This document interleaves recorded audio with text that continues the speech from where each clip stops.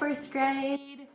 Okay, so we are going to start reading Junie B. Jones, Dumb Bunny. I'm going to read a little bit of it. You can watch for as long as you want. If you want to pause it and take a break and come back later, you can do that too. It's up to you. Before we read it though, I've got a little main idea activity.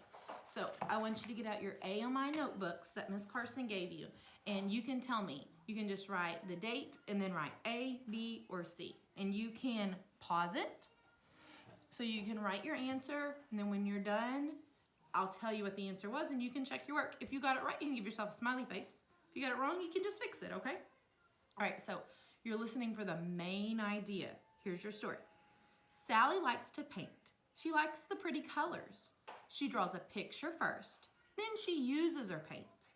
She gives her picture to her mother. I'm going to read it one more time. I want you to listen really carefully for what you think the main idea, what this story is mainly talking about, okay? Sally likes to paint. She likes the pretty colors. She draws a picture first. Then she uses her paints. She gives her picture to her mother. All right, here's your options. The main idea is it A, Sally does not paint well? Is it B, painting is fun? Or is it C, Sally paints pictures? All right, I'm gonna read them one more time. Do you think the main idea is Sally does not paint well? B, painting is fun? Or C, Sally paints pictures? You can pause it and you can write A, B, or C. Which one you think is right before I tell you the answer. Our answer is C, Sally paints pictures. Because it says Sally likes to paint, that she likes the pretty colors, that's a detail. She draws a picture first, that's a detail. She uses her paints, and then she gives them to her mothers. Those are all details about Sally painting pictures. I'm just going to do that one today. Tomorrow we might focus on something different. All right, so we've got Junie B. Jones, Dumb Bunny, illustrated by Dennis Bronkus. And I really like this book. The one thing I don't like is they use the word dumb a lot because that's not very nice, is it? But it's part of the book. So we'll listen, and we know good, kind kids do not use that word, right? All right.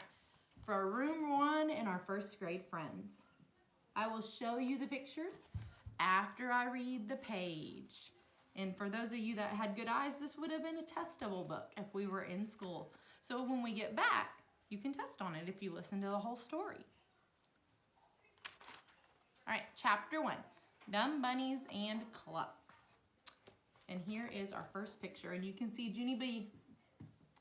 And then there's May. You know, they don't get along very well. Monday. Dear first grade journal, dumb bunny, dumb bunny, dumb bunny. I am not allowed to say dumb bunny on account of my teacher heard me call May that name on the playground.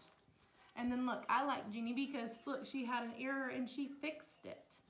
That was smart thinking, Junie. And he said for me to knock it off. Only here is something I just thought of. Even if I can't say dumb bunny out loud, I can still think it in my head because heads are silent, which is what I like about heads. I am going to try it out right now. I put down my pencil and I looked at May. Then I squinted my eyes real teensy and I thought that name just to myself. Dumb bunny, dumb bunny, dumb bunny, dumb bunny. May looked suspicious at me. What are you doing, Junie Jones? Why are you squinting like that? She asked. Stop it right now. Stop that squinting. I paused my squint. I'm not just squinting at you, May. I'm also thinking a name about you inside my head. But you don't even know what the name I'm thinking because heads are silent, which is what I like about heads, I said. May frowned. Show me a frown really quickly. Good frowns. I started my squint again. Dumb bunny, dumb bunny, dumb bunny, dumb bunny, I thought. After I finished, I brushed my hands together, very satisfied. There, that ought to hold me for a while, I said. May kept on frowning. Then blam! She exploded out of her chair and she zoomed to the front of the room. Mr. Scary, Mr. Scary! Junie B called me that name again. I know she did. Only she thought it inside her head, and that is just plain sneaky. Mr. Scary was writing at his desk. He closed his eyes and did a big breath. May, what are our 3 new rules about tattling? He asked. You and I came up with 3 new rules to control your tattling, remember? Can you tell me what they are, please? May stood there a real long time. She did not like the 3 new rules, I believe. Finally, she started to say them. Rule number 1, count to 20 before I tattle, she grumped. Mr. Scary nodded. Yes, May, excellent. That's the first rule. Go on. Rule number 2, said May. If I still feel like tattling, count to 20 again. Mr. Scary did a thumbs up. Yes, good. And rule number 3? May sucked in her cheeks. Suck in your cheeks. Rule number 3. If I still feel like tattling after that, go home, eat dinner, go to bed, wake up, eat breakfast, come back to school, raise my hand to tattle, then put my hand over my mouth, and please be quiet, she said. Mr. Scary clapped his hands happy. Perfect, you got it. Those are exactly the rules we talked about, aren't they? He said, I'm very proud of you for remembering them. He stood up and walked her back to her chair. You have a great memory for rules, May, he said. But the next step is to actually follow the rules, okay? And I don't believe you counted to 20 this time, did you? I leaned over and tapped on him. I can vouch for that, I said. There was definitely no counting. Mr. Scary frowned at me. I'll deal with you in a minute, Miss Jones, he said. You and I are going to review the rules on name calling. I did a gulp. But I didn't even call her a name, Mr. Scary. All I did was think a name in my head, I said. May flashed her angry eyes at me. Let me see your angry eyes. No, you did not just think it, Junie Jones. You told me you were thinking it. And that is exactly like saying it, almost, she said. She went on. Plus, you didn't even think it quietly. You thought it so loud that I could hear it in your brain. Plus, you didn't even... Oops, I reread the same line. May looked up at Mr. Scary. My ears were tested last year in kindergarten, she said. The nurse said I can hear as good as a North American barn owl. Mr. Scary stared at her a real long time. No, May. No, I'm sorry, he said finally. But the nurse did not tell you that. You did not hear as well as a North American barn owl. May squinted in her chair squirmed in her chair a little bit. Squirming is what happens after fibbing. At least that has always been my experience. After a minute, May put her head on her desk and she covered up with her sweater. Mr. Scary bent down next to me. As for you, Miss Jones, this is the absolute last time that I ever want to talk to you about name calling, he said. I don't want you to say dumb bunny or think dumb bunny or sing dumb bunny or hum dumb bunny or write dumb bunny. Do you understand? I tapped my fingers on the desk. But then what am I supposed to do when May is mean to me? I asked. I have to call her something or else she won't even know I'm mad. I thought for a second, then I clapped my hands together. Hey, I know. Maybe I could just think the dumb part in my head and I'll call her Just Plain Bunny, I said. Would Just Plain Bunny be okay with you? May popped up from under her sweater. No, no, no, she grouched. Just Plain Bunny isn't nice either. My friend named Sheldon stood up. Bunny isn't nice? How come Bunny isn't nice? He asked. I have an aunt named Bunny, and she's very, very nice. Sheldon looked at Mr. Scary. My Aunt Bunny is married to my Uncle Vern, he said. Aunt Bunny has a lot of Mr. Scary Quick held up his hand. Yes, Sheldon, we know. You've told us many interesting things about your Aunt Bunny. But right now, we don't need to hear any more about your Aunt Bunny's school tattoos, said Sheldon. Please sit down, said Mr. Scary. Across the room, Lucille sprang right up.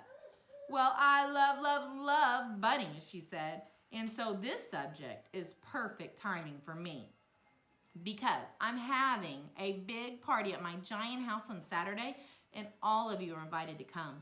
She bounced up and down real excited. And guess what else? My very famous bunny is going to be there to meet you. Guess who it is, everyone? Guess the bunny. Guess the bunny, she said. Room 1 thought real hard.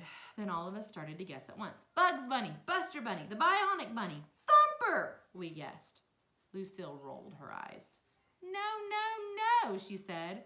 My bunny is way more famous than those dumb cartoon guys. We guessed more.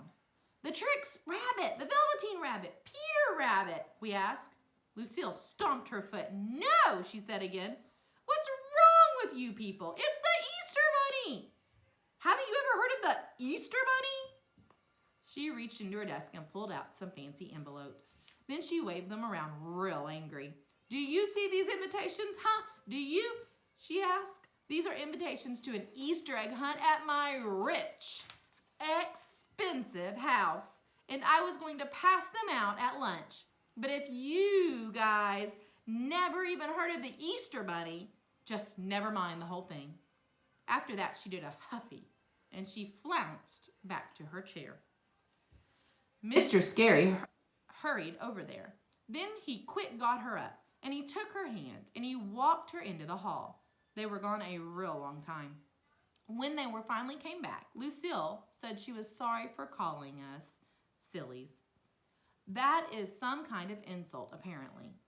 Then she took the envelopes out of her desk again, and she gave everyone an invitation. And so, yippee, yippee, hooray, hooray! Room 1 is going to a party. And here's Lucille. Remember, that's Richie Lucille, who always flaunts her money. Now, it says in the book, after that, she did a huffy, and she flounced back in her chair. I want you, in your AMI notebook, to tell me, what do you think flounced means? You can do your very best. And your parents, if you want, you guys can look up what the word flounced means to see if you're right. Check it out. All right. That is the end of Chapter 1. Chapter 2 is clothes and nubs. Sorry, it's hard to read backwards. We'll read that later and see what's going on. In your AMI notebook, I want you to tell me a little bit about what happened in Chapter 1 that maybe has happened similar to you. Have you ever had anyone call you names? Or have you ever gotten in trouble for calling names? Think about what was going on, how Junie and May could have solved it better, or if anything like that has ever happened to you. Write it down in your very best writing in your AMI notebook. I'm going to be looking for sentences that start with capitals, names that start with capitals. I'm going to look for spacing and period, and I'm going to look periods, and I'm going to look for your very best handwriting. Spell the very best you can. If there is an issue and your parents can help you, as long as you try spelling it first, then if they can help you with your spelling also, okay? Y'all have a good time. See you later. Bye.